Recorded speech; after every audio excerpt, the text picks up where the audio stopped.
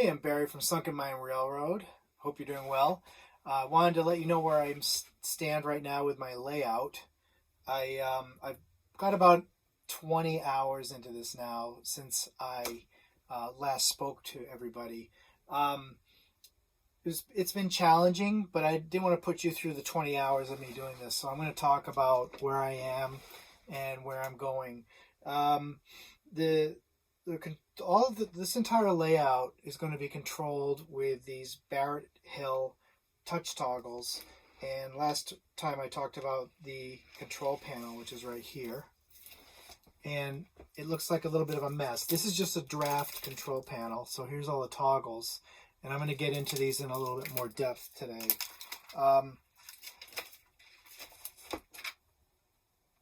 So, laying wire. It's important for me to have a neat wiring system. It looks a little bit like a mess right now because I haven't completely tidied it up. But this wire that comes with the Märklin setup, it's very thin. I don't know if it's 40 gauge or 48 gauge, but it's extremely thin. So you don't want to handle it a lot. Otherwise, you could create shorts. So the first thing I did was I've numbered the entire layout and numbered all the controls. So each electrical object has a unique number. So when I flip the layout upside down, I can tell, what's going on and make sure I've got the objects wired properly. Second thing is, when I was doing soldering, I have a decent soldering gun I bought from Sears. Radio Shack. But I do recommend that you get a really good soldering gun, and you get a set of these. I got these double tweezers from Micromark, which you can put one wire on one side, one on the other side. And I'm not going to take you through soldering. You can do that on another YouTube video. But basically, you want to tin the wires, solder them, and then one other touch that I did, which you won't be able to see, is everywhere I soldered, I put some heat shrink tubing over the solder joint so it won't be exposed to oxygen, and hopefully these joints will last a long time. So let's get into the layout. There's two kinds of relays, and I want to talk about relays for a minute, but there's two kinds of relays that Barrett Hill offers. They actually have more, but the two that I'm using, one is the actual relays that are going to control the block action of the layout, as well as the sidings. And then there's also relays for the uncouplers. And how a relay works, and this really goes back to me playing around on motorcycles. This is a automotive relay right here. And you can see it takes the switching voltage and it converts it to line voltage, so you can run higher amperage or run different voltages through switches.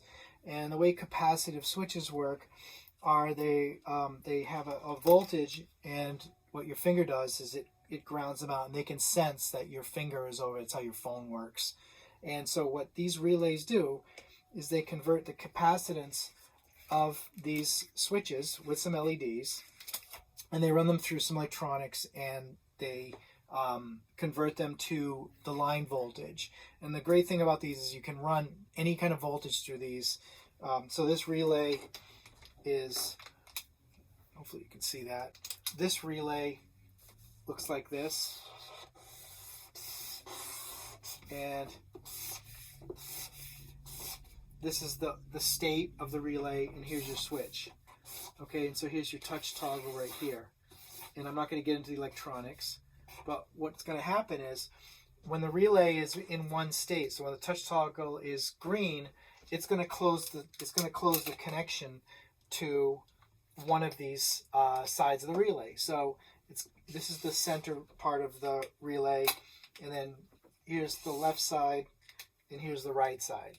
So if that's going to be something like a track, you would have, this would be red. It would shut off the voltage. You'd hook the track up to this side. This would be the power of your track, would come through here. And then so when you touch the relay, it closes the circuit here, and then the voltage goes from the power into the track. And then when you touch it again, the second time, it no longer runs it through here, it runs it through this other line. And if you have nothing connected up to that, it shuts off the track. If you have something else connected to that, then it does some other function. And the way I'm going to use this is, what I'm going to do is, with the block control of the two loops, I'm going to run the transformer A and transformer B on each side of the relay. And then what I'm going to do is run this loop to the power of the track. So here, this goes to the track. Hopefully you can see that. And this is going to be the track. Yeah, did I get that right? Yeah, just ignore that. All right, so I didn't plan this out. Anyway, so what's going to happen is transformer A is going to be on. The voltage is going to go this way. And transformer B, the voltage is going to go this way. So what's going to happen is, when I hit the toggle and it's red, transformer A will go into the track. And when I hit the toggle again, transformer B will go into the track. In that way, I'm going to be able to alternate between two transformers and two loops. And I've got 6 circuits that do that.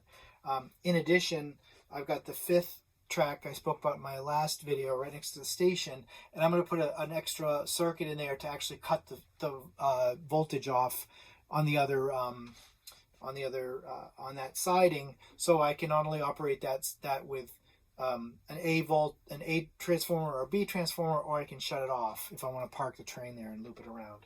So that's how I'm going to make use of the relay. The second thing is the relay for the uncoupler. It's the same kind of deal. It's going to have the touch toggle, and then it's going to have the relay itself. And this one's going to be orange or yellow. And what's going to happen is, when I hit the touch toggle, it's just momentary. And when you hit it, and it's going to cause this relay to close, and then the uncoupler is going to pop up. And when you lift your finger off it, it'll drop down. Those Märklin devices use 10 volts AC coming out of the transformer. So there's a couple of circuits here. We got the circuits for the transformer for the loops. That's the first 12 relays. Then the next 6 are the uncouplers, which are right here. And I have one more relay, which is relay 19, which shuts off that track in front of the station. So that's how these are all going to be set up. Then the next set of relays are the snap switch relays. And those go, I like Velcro because I can just take it off and put it on I used corrugated plastic to mount these on. I was going to use aluminum, and I thought about sitting here and cutting aluminum up. Didn't sound like fun. I can do it, but it's like, this, I can cut with an X-Acto blade. It's pretty strong. It doesn't conduct electricity, and it works really, really well. And so what I did was I screwed these these relays, into this corrugated plastic, and then I put Velcro on there, and it's actually pretty robust. This one here, I put 4 strips, and this is stuck down. When I turn this upside down, this is all going to be part of the layout, and I don't want to be moving these wires. Once I get this locked in, and I'm going to tighten these wires up and finish them off, I'm not touching them, because they're going to be, they could potentially short. These wires here, this is going to be a drawer, and what's going to happen is this guy is going to slide in and out. So it's going to pull out like that, and you can play with it, and then when you're done, you're going to push it back in. So that, I have the layout on a piece of paper, and that guy is going to exist here. So it's going to be upside down. So a couple of the circuits to consider. I've used some Märklin junctions for the negative power on the transformers, which I can put together and combine, which I have to do anyways because of the AB on the relay. I have to combine the negative. The yellow and the gray version of the Märklin, the 10 volts that comes out of the yellow and gray wires, that's 10 volts AC. So it's alternating current. It's not DC. So the lights operate on that, as well as, like I said earlier, the uncouplers and some of the other accessories operate off that. So those I cannot connect together because it's AC and it'll create weird voltages. So I've got one transformer, which are these wires here, which controls one of the loops. Most of the buildings are right here, which I haven't tidied up yet. And then the brown is combined over here. And then here's the other transformer here. Again, this is going to be upside down, so these are going to have to be a little bit flexible. They only have to move in and out about 10 inches. So once this turns into a drawer, it'll go in and out. I'll get some sort of a rack to mount it, or I'll make the table and put it in the table. Again, that's something I haven't actually had a chance to get materials. One of the things that I'm really happy about is I've managed not to create something that's too thick. So when this thing is completely done, it'll actually fit in a 3-inch space. So if it's 3 inches on this side, and let's say it's 3.5 inches on the other side, with the lid, the entire thing's going to be about 7 inches deep. So I'm pleased about that. I'm trying to keep everything as tight as possible. But all of the touch toggles are going to plug in here. So what I'm going to do is label these touch toggles, so when I plug them all in, they'll all be hooked up to the right thing. So the next thing I needed to tackle on this was the power. These guys all come with these little 12 volt dongles. I've got one right here. So the Märklin transformer, it turns out that the Barrett Hill touch toggles operate on 12 volts DC 1 amp. The amperage is really what we're concerned about, as long as we maintain 12 volts.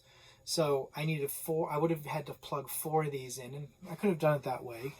But what I decided to do was to buy a power source for a computer, or a hobbyist power source. This is a 5 amp 12 volt power source, and then I bought a plug for it. So this is on the actual table. This is going to become the master power switch, and then this is what's going to power the entire layout. So I'm not going to mount it on the layout. I'm not mount it on the table. But what's going to happen is this guy is going to plug into here. So if this is 1 amp, this is 1 amp, and then these two transformers are 1 amp, it's 4 amps. So I bought a 5 amp transformer, and it's a switching transformer, so it won't damage the electronic components. And then what you do is we're just going to connect those up, and then plug it in.